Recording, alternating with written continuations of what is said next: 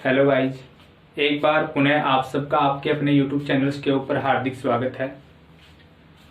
आज हम अपने सब्जेक्ट से हटकर एक जो महत्वपूर्ण विषय जो आजकल चर्चा में है और बहुत सारे स्टूडेंट्स के दिल और दिमाग में दौड़ रहा भी होगा।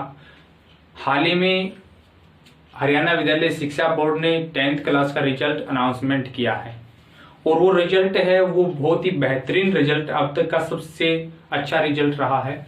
तो मैं सभी स्टूडेंट्स को जिन्होंने 10th क्लास उत्तीर्ण की है उनको सर्वप्रथम कॉन्ग्रेचुलेशंस और उनके उज्जवल भविष्य की कामना करता हूं।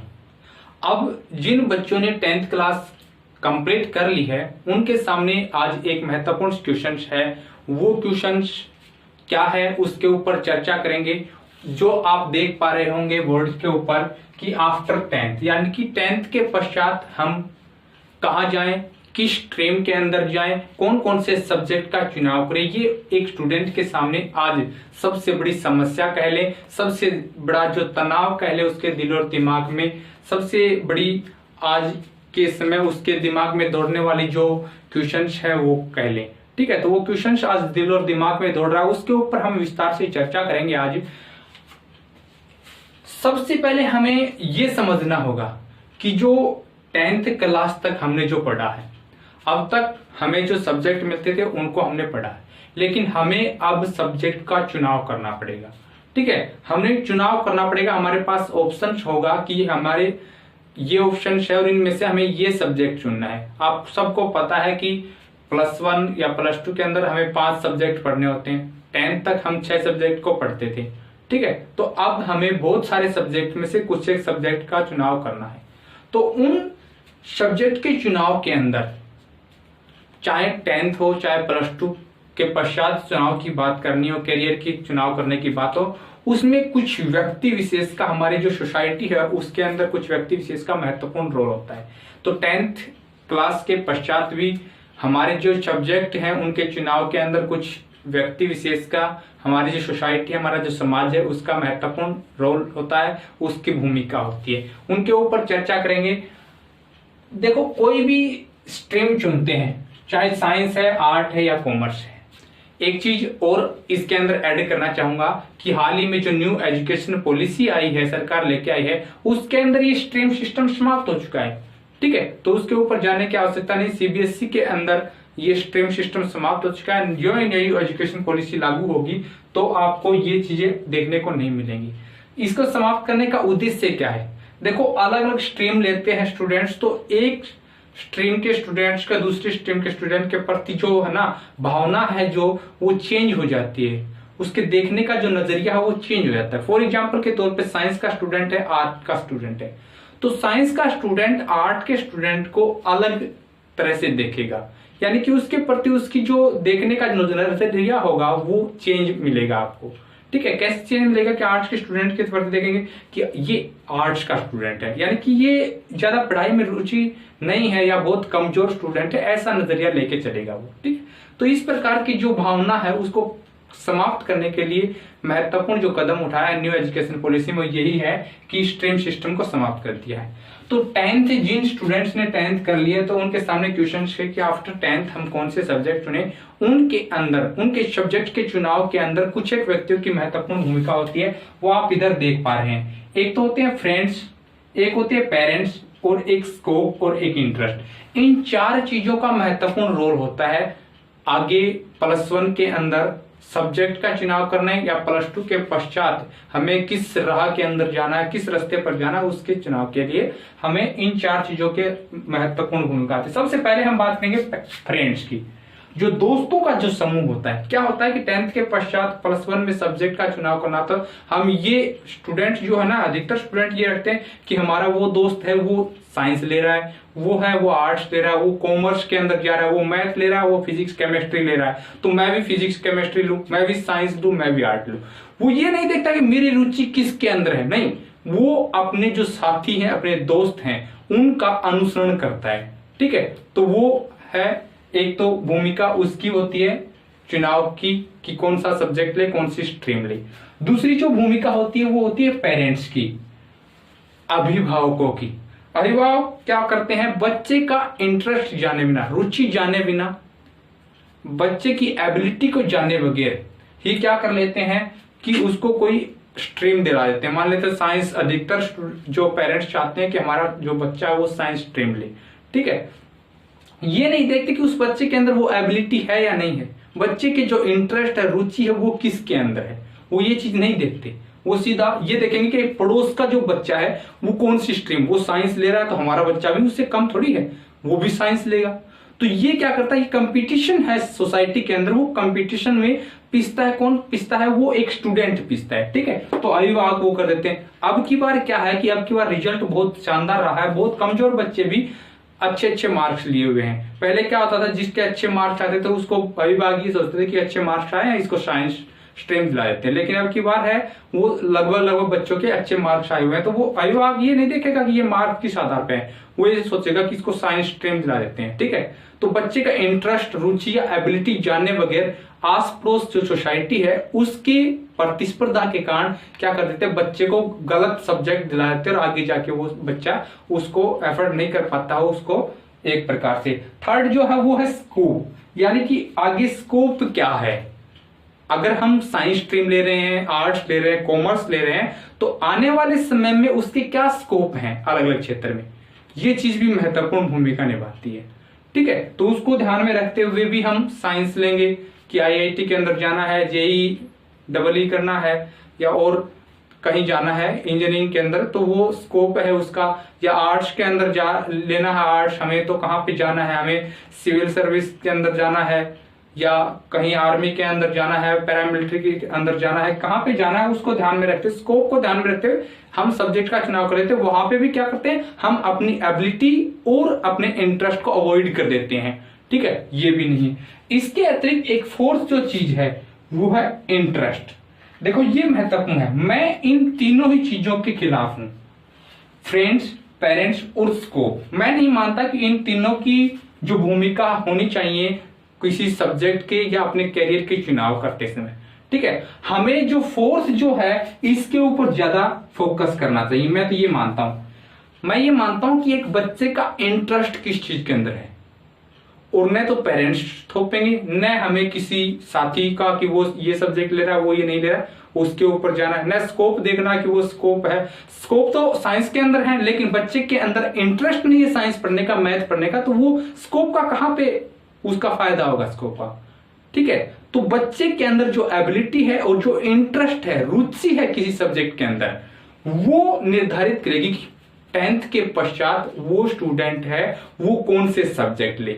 और ये मैं मानता हूं कि एज ए टीचर्स मैं ये मानता हूं कि बच्चे के अंदर किसी विषय को लेकर भय या रुचि जो पैदा होती है वो उस सब्जेक्ट के जो अध्यापक होते हैं उसके कारण होती है।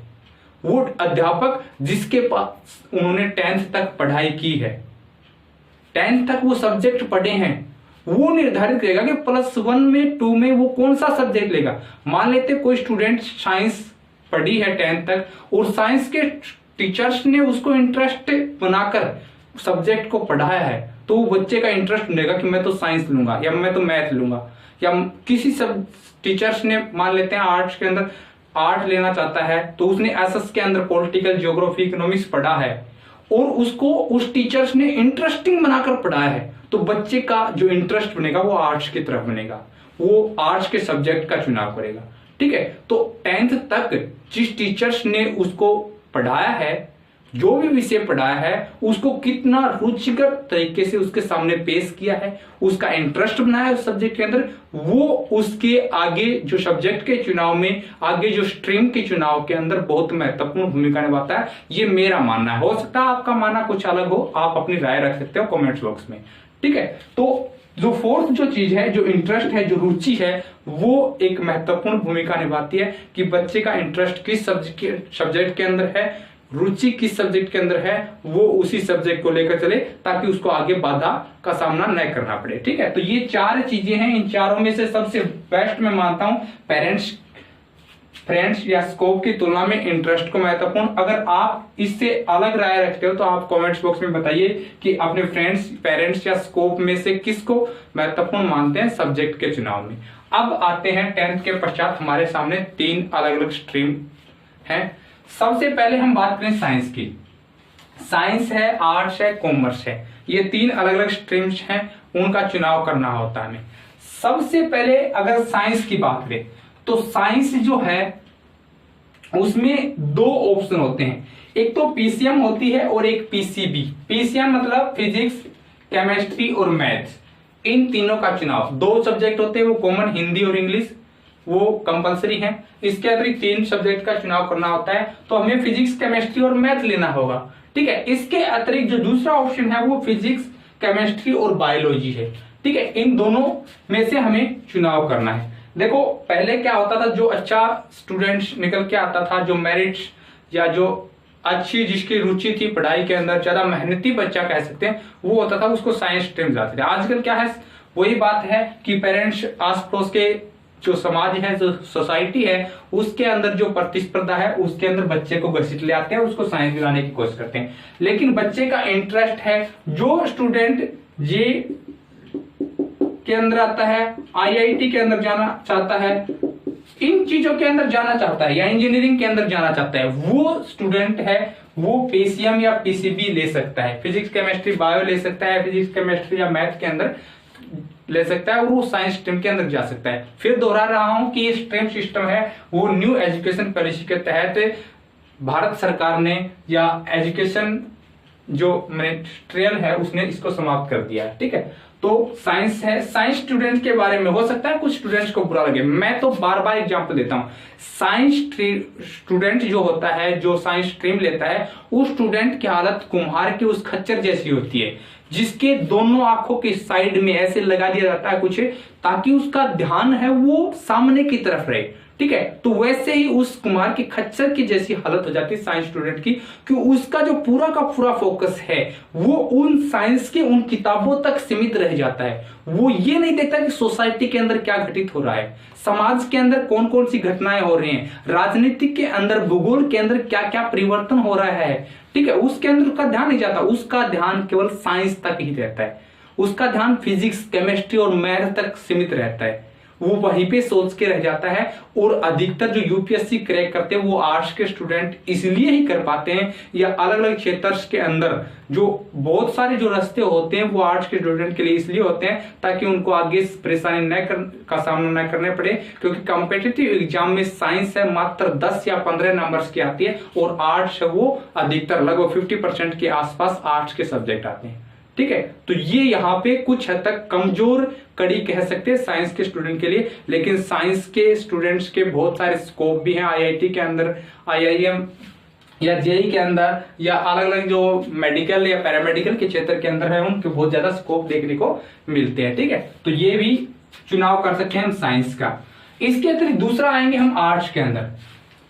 आर्ट्स है वो एक प्रकार से चारों तरफ उसके रास्ते खुलते हैं, ठीक है। और आर्ट्स के अंदर हम अगर सब्जेक्ट्स की बात करें तो कुछ सब्जेक्ट तो हमने लिख दिए हैं, 4 मेन सब्जेक्ट, इसके अंदर और भी हैं, जैसे हिस्ट्री है, ज्योग्राफी है, पॉलिटिकल है, मैथ है। इसके अतिरिक्त सोशियोलॉजी है, साइकोलॉजी है, फाइन आर्ट्स है, फिजिकल वगैरह है, ड्राइंग वगैरह है, बहुत सारे सब्जेक्ट होते हैं, उनमें से चुनाव कर सकते हैं। लेकिन इनमें से भी हमें केवल 3 सब्जेक्ट का चुनाव करना है, हिंदी और इंग्लिश कॉमन हो जाती है। देखो कुछ बच्चों की हिस्ट्री के अंदर रुचि होती है, कुछ की ज्योग्राफी के अंदर, कुछ की पॉलिटिकल और कुछ की मैथ के अंदर, तो वो अपने किसके आधार पे, इंटरेस्ट के आधार पे, अपनी रुचि के आधार पे सब्जेक्ट का चुनाव करेगा।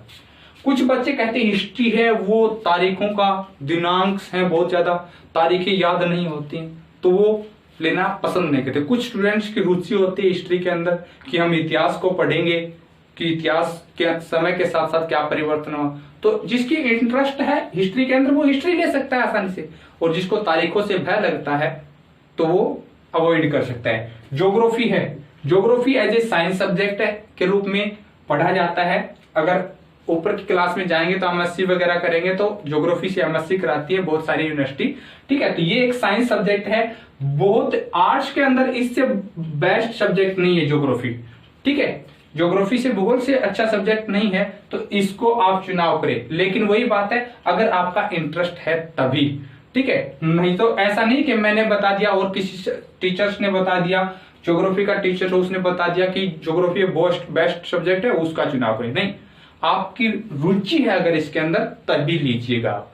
इसके अतिरिक्त पॉलिटिकल साइंस है, राजनीतिक उठापटक के बारे में आपका इंटरेस्ट है और वैसा इंटरेस्ट पॉलिटिकल के अंदर इंटरेस्ट उसी स्टूडेंट का होगा जो न्यूज़पेपर से या न्यूज से लगाव रखता हो।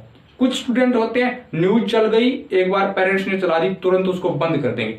ऐसे स्टूडेंट्स भूल कर भी पॉलिटिकल साइंस को न ले, क्योंकि पॉलिटिकल साइंस के अंदर राजनीतिक मुद्दों के ऊपर चर्चा होगी और वो मुद्दे तभी आएंगे जब आप न्यूज़पेपर से जुड़े रहेंगे, जब आप न्यूज से जुड़े रहेंगे।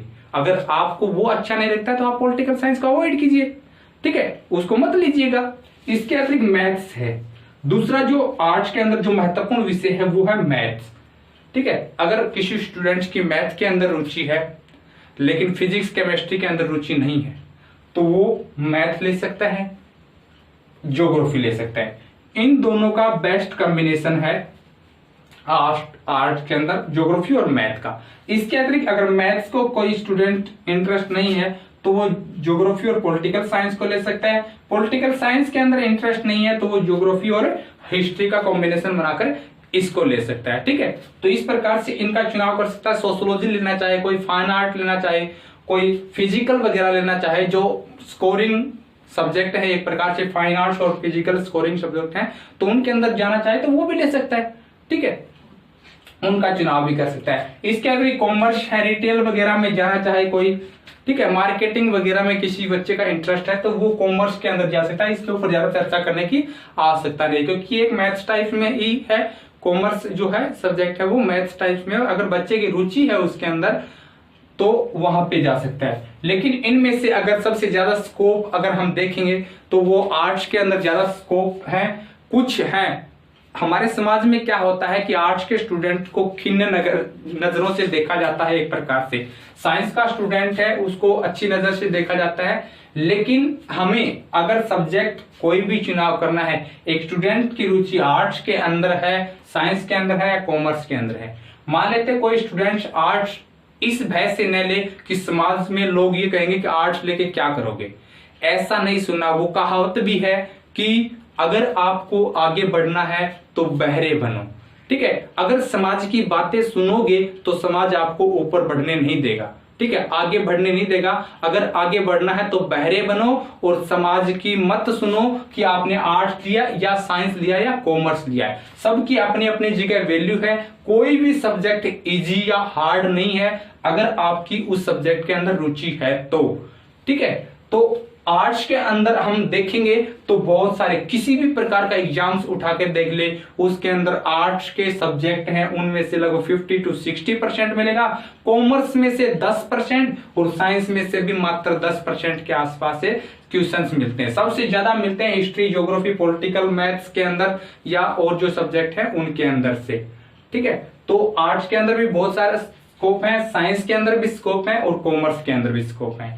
लेकिन स्कोप पे नहीं जाना है, पेरेंट्स की राय पर भी नहीं जाना है और फ्रेंड्स की राय पर भी नहीं जाना है। हमें देखना है अपना इंटरेस्ट कहाँ है, रुचि कहाँ है। ऐसा नहीं कि हमारा दोस्त ये ले रहा है तो हम भी लें, ऐसा नहीं कि पेरेंट्स ने थोप दिया तो हम ले। पेरेंट्स को समझाओ। मैं भी उस पेरेंट्स को एक अच्छा पेरेंट्स मानता हूँ, अभिभावक मानता हूँ जो बच्चे के पास पूछता है कि आपका इंटरेस्ट किस सब्जेक्ट के अंदर है, आपकी रुचि किस सब्जेक्ट के अंदर है और आप उस सब्जेक्ट को लीजिए जिसके अंदर आपकी रुचि है। उस अभिभावक को मैं बेस्ट मानता हूं और ऐसा ही होना चाहिए, ना कि ये देखिए कि स्कोप उसमें बहुत ज्यादा है। क्या करेंगे स्कोप जब बच्चा इंटरेस्ट नहीं बना पा रहा है सब्जेक्ट के अंदर? क्या करेंगे स्कोप जब बच्चा उस सब्जेक्ट को पढ़ ही नहीं पा रहा है? ठीक है, बच्चे की रुचि किसी चीज में और में है और आपने स्कोप देख के या जो आस पड़ोस के जो स्टूडेंट है जो और बच्चे हैं उनको देखकर आपने सब्जेक्ट दिला दिया। क्या करेंगे फिर? अगर इंटरेस्ट है बच्चे का, अगर वो सब्जेक्ट दिलाएंगे तो इंटरेस्ट के साथ वो सब्जेक्ट पढ़ेगा बच्चा और उसका मन लगेगा और अच्छा स्कोर करके ले आएगा, क्या आएगा, और वो कहीं ना कहीं सफल भी होगा।